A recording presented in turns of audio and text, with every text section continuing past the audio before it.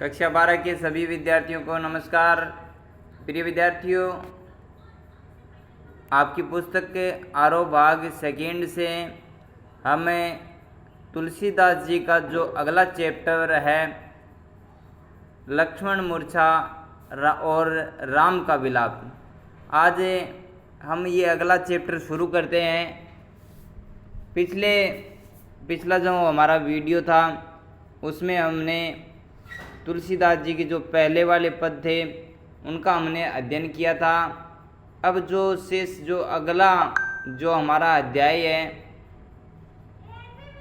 जो ये पद है लक्ष्मण मूर्छा और राम का विलाप, आपकी पाठ्य पुस्तक के आरोह भाग सेकेंड से हैं। आइए इनका हम हिंदी अनुवाद करते हैं, इनकी व्याख्या करते हैं। ये जो पद है ये दोहा छंद से लिए गए हैं और ये जो सभी जो पद आपको दिख रहे हैं गोस्वामी तुलसीदास जी द्वारा ये रचित पद है। उनकी जो पुस्तक है कवितावली उससे लिया गया है।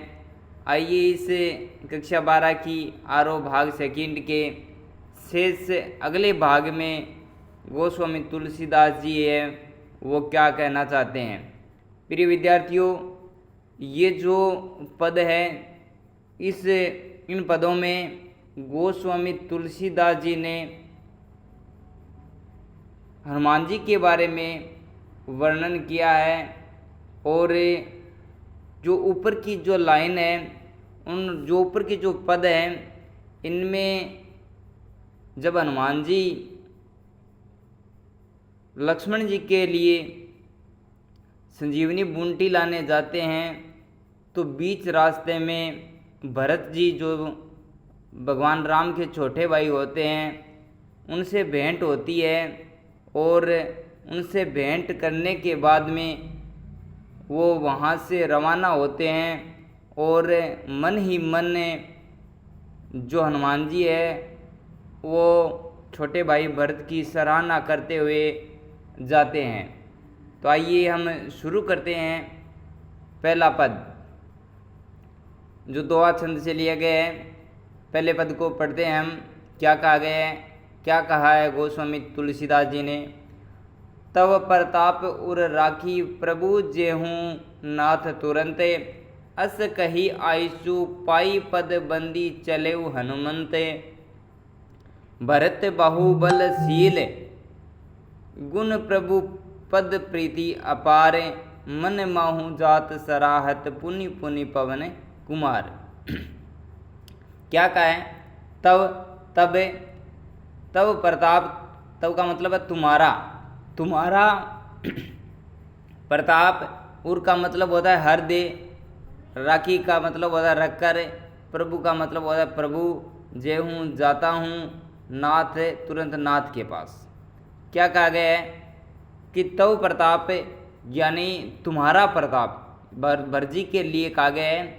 हे भरजी, तुम्हारा जो प्रताप है उसको मैं उर यानी हृदय में रख कर के राखी प्रभु, हे प्रभु जय हूँ अब जाता हूँ, नाथ तुरंत भगवान श्री राम के लिए कहा गया है। अब मैं तुम्हारा जो प्रताप है, जो तुम्हारा जो तेज है उसको हृदय में रख कर के अब मैं भगवान श्री राम के पास जाता हूँ। क्योंकि हनुमान जी है वो जब लक्ष्मण मूर्छित हो जाते हैं तो वो भरजी से भेंट करते हैं और भेंट करने के बाद में वहाँ से रवाना होते हैं।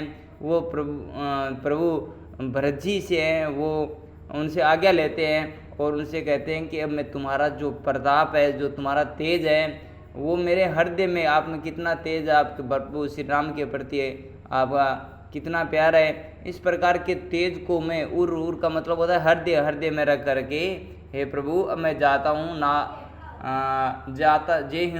जय हूँ का मतलब होता है जाता हूँ नाथ तुरंत नाथ के पास यानी भगवान श्री राम के पास।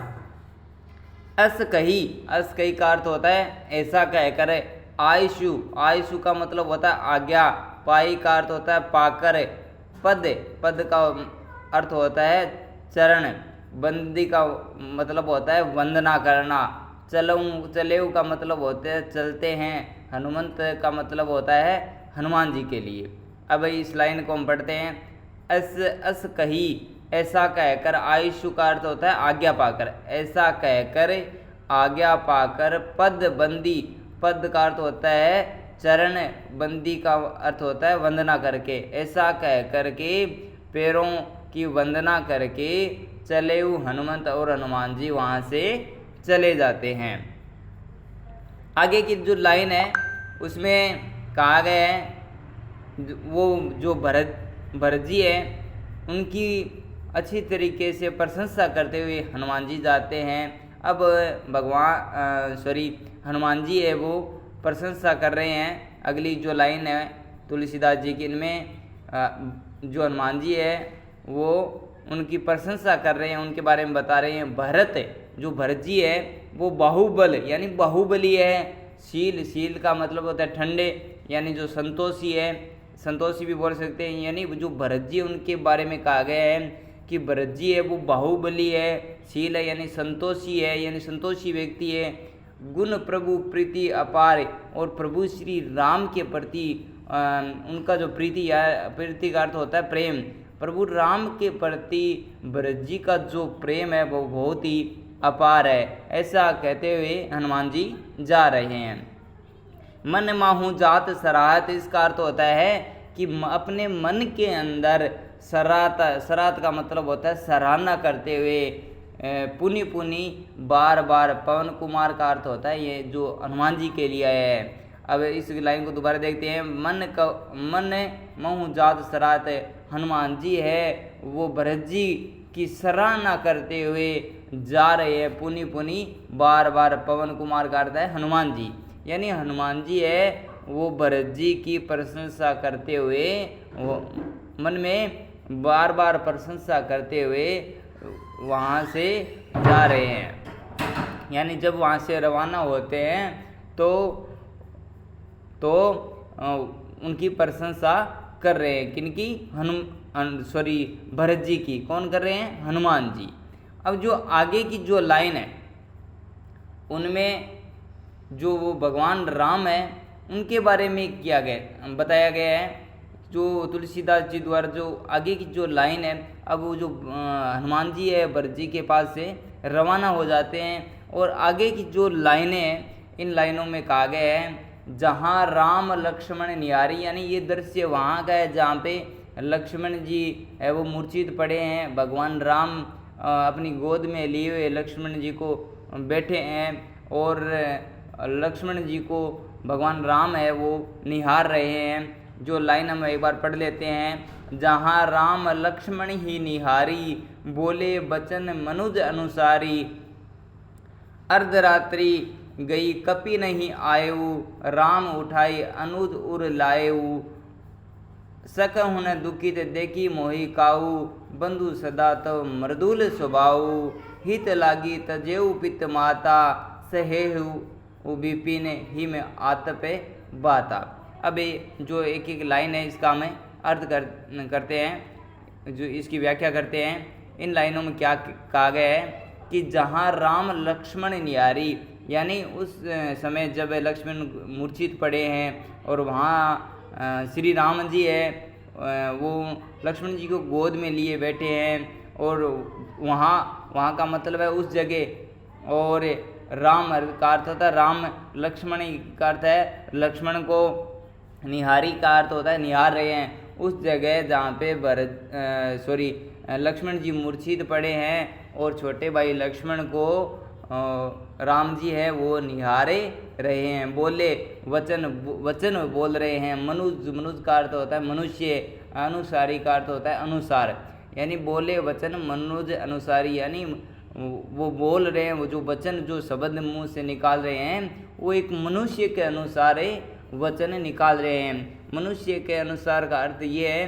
क्योंकि भगवान राम है वो तो सब कुछ जानते हैं, तो जो भगवान है उनको तो किसी प्रकार का दुख दर्द होना भी नहीं चाहिए। लेकिन यहाँ पे जो मनुज अनुसारी यानी मनुष्य के अनुसार इसलिए कहा गया है कि भगवान राम है वो अभी मनुष्य की योनि में, इसलिए वो दुखी कर रहे हैं। तो तुलसीदास जी कह रहे हैं कि जो भगवान राम है वो मनुष्य के अनुसार वचन बोल रहे हैं। आगे की लाइन है अर्धरात्रि। अर्धरात्रि का अर्थ होता है आधी रात, आधी रात है। अर्धरात्रि आधी रात गई गई। कपि, कपि का अर्थ यहाँ हनुमान जी के लिए है, वैसे कपि का अर्थ होता है बंदर, लेकिन बंदर हनुमान जी को कहा गया है। अर्धरात्रि गई कपि नहीं आओ। अब वहाँ पे जो बैठे हैं भगवान श्री राम जी, वो हनुमान जी का इंतज़ार कर रहे हैं, तो वो कह रहे हैं कि आधी रात गई लेकिन अभी तक हनुमान नहीं आए हैं। राम उठाई अनुज उर लाए। उर वापिस शब्द आ गए, उर का अर्थ होता है हृदय। राम उठाई, राम उठा लेते हैं किनको? लक्ष्मण जी को। उठाई अनुज, अनुज जो छोटा भाई है उसको अनुज बोला जाता है। यहाँ जो अनुज शब्द है वो आया है लक्ष्मण जी के लिए।